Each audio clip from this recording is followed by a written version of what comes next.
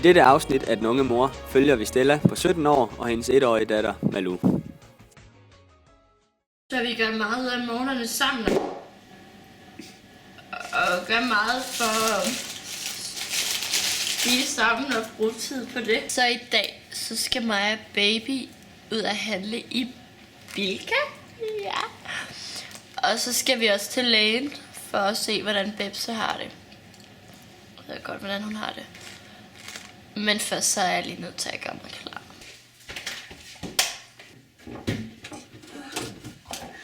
Altså, jeg går personligt meget op i mit udseende.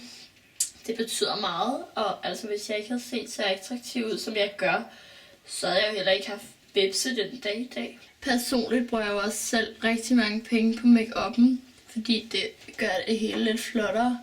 Og man kan sige, ens krop og ansigt, det er jo ligesom ens, altså hvad skal man sige, spejl til verden. Også fordi, at det er unødvendigt for Bebse. Altså man kan sige, selvom vi er på kontanthjælp, så synes jeg jo stadig, det er vigtigt, at man kan bruge penge på det, der gør en glad. Og man kan sige, det betyder også meget for Bebse, at når hun kommer i dagpleje, at hun ser så repræsentativ ud. Og så er vi ellers klar.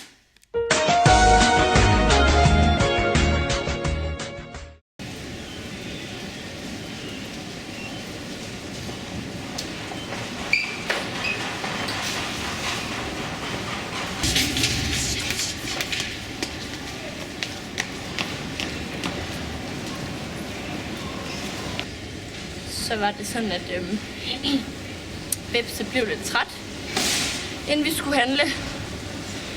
Så jeg lod hende lige sove lidt. Det skal man med sine børn. De skal sove meget, men man må ikke vække dem eller tabe dem. Eller jeg tror, det skal man vække Bebse. Nu vækker vi Bebse.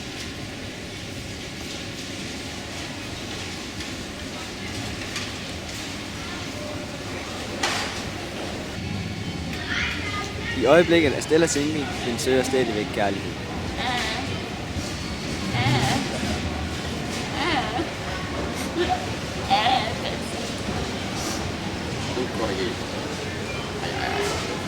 Det var så meget.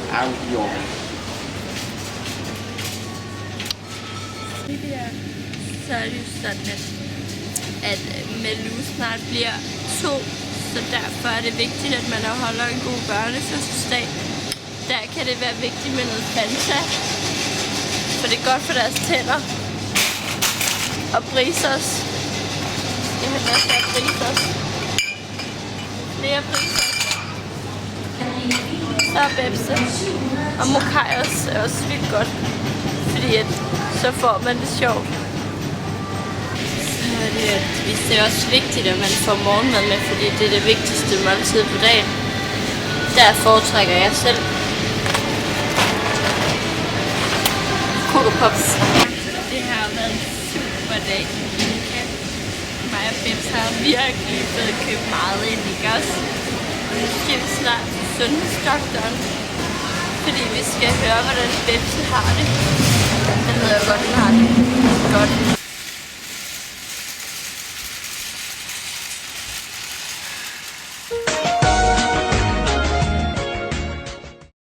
Hej Lund. Hej Stella. Hej. Velkommen.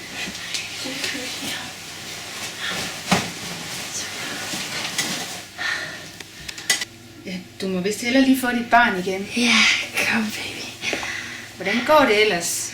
Det gør det. Hvad så? Er du stoppet med at ryge? Altså nej, man kan jo sige, at min mor hun røg også, da hun var gravid med mig, og jeg har jo ikke taget nogen skade.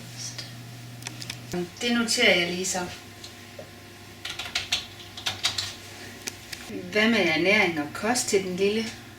Men det er helt klart noget af det, jeg har tænkt på, siden vi snakkede sammen sidst. Altså der har jeg virkelig forbedret mig.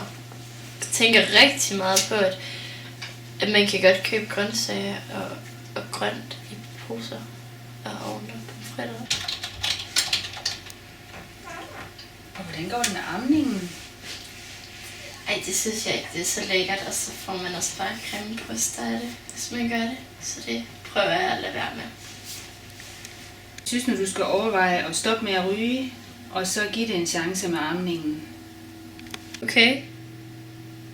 Nå, men det var vist også alt for i dag. Jamen, tak for i dag. Ja, selv tak. Så ses vi igen om en måned. Måske.